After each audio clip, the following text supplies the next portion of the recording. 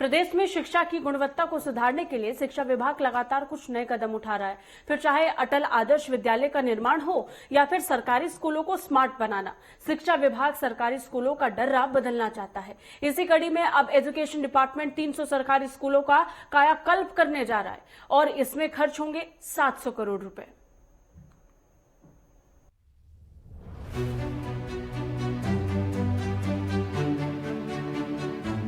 उत्तराखंड अपनी स्कूली शिक्षा के लिए दुनिया भर में पहचाना जाता है, लेकिन दूसरी ओर सरकारी विद्यालय हो या फिर सरकारी विद्यालयों में मिलने वाली शिक्षा, दोनों की ही गुणवत्ता सही नहीं रही है। हालत ये है कि पिछले कुछ सालों में प्रदेश में बड़ी संख्या में सरकारी स्कूल बंद हो चुके हैं और वजह है सरकारी स्कूलों से अभिभावकों का मोह भंग होना। लेकिन अब शिक्षा विभाग इसे बहुत ज्यादा सीरियसली ले रहा है और इसके लिए नए नए कदम भी उठाए जा रहे हैं। इसी के तहत 300 स्कूलों का कायाकल्प करने जा रहा है और इसमें खर्च होंगे 700 करोड़ रुपए, यानी कुल 300 स्कूल 700 करोड़ रुपए की लागत से लीडर स्कूल बनाए जाएंगे, जिसमें स्कूलों में इंफ्रास्ट्रक्चर बनाया जाएगा जो 5 साल तक के लिए एडीबी की ही देखरेख में होगा। हमारी एडीबी के प्रोजेक्ट जो हैं सैंक्शन हुए हैं प्रदेश के लिए, तो एशियन डेवलपमेंट बैंक का परियोजना है लगभग 600-700 करोड़ रुपए का अगले 5 साल के लिए।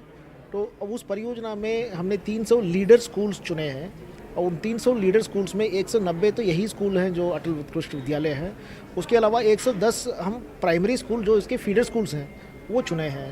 तो उसकी वजह से हमें इंफ्रास्ट्रक्चर स्ट्रेंथनिंग और अन्य कार्य करने में भी कहीं पर कोई डिफिकल्टी नहीं आएगी। इन स्कूलों को इस तरह से तैयार किया जाएगा जिससे ये किसी भी प्राइवेट स्कूल को टक्कर दे सके। साथ ही इन स्कूलों की खास बात होगी कि इसमें लैब के साथ साथ स्कूल में हर जगह वो फैसिलिटी दी जाएगी जिसका सपना हर सरकारी स्कूल में पढ़ने वाला बच्चा देखता है।